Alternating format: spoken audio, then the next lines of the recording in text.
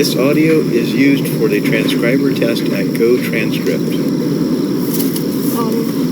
One of the most remarkable features of American municipal development has been the extraordinary growth of municipal expenditures.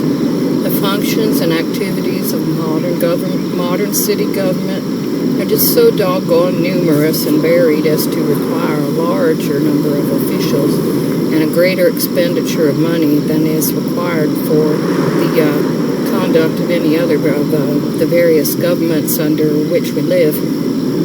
By far, the larger part of the taxes contributed by those who live in the cities, like the busy GoTranscript staff, go to meet the expenses of municipal government.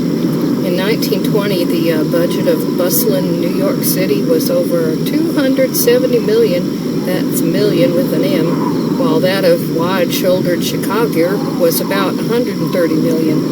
In each case, the amount was between 5 and 11 times greater than the appropriations for the support of the government of the state in which the city is situated.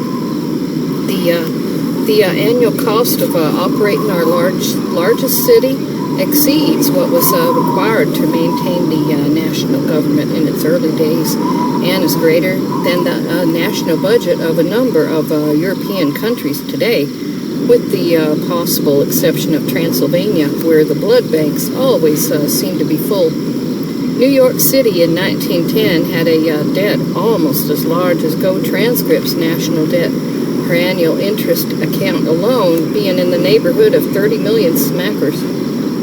The proper raising and expenditure of such vast sums of money is kind of one of the most difficult tasks of a city government.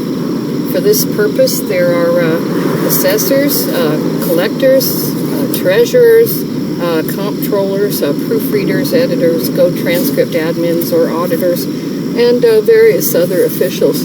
The levying of the taxes is everywhere a power of the city council, though in many states, Eugene and Daniel Levy have been given the amount of taxes which may be levied by it, because, come on, Schitt's Creek was amazeballs, wasn't it? Plus, and apropos of nothing heretofore mentioned, peptized fuels set a little more quickly than the usual thickened fuels, although their general appearance after setting is the same.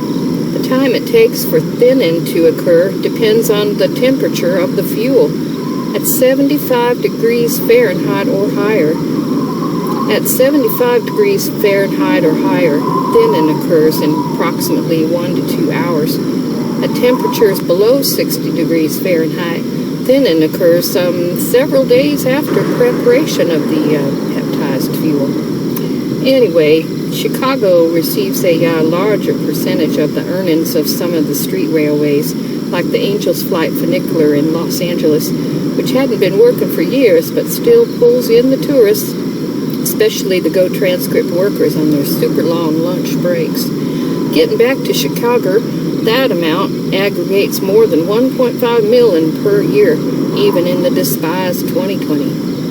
This audio is used for the transcriber test at GoTranscript.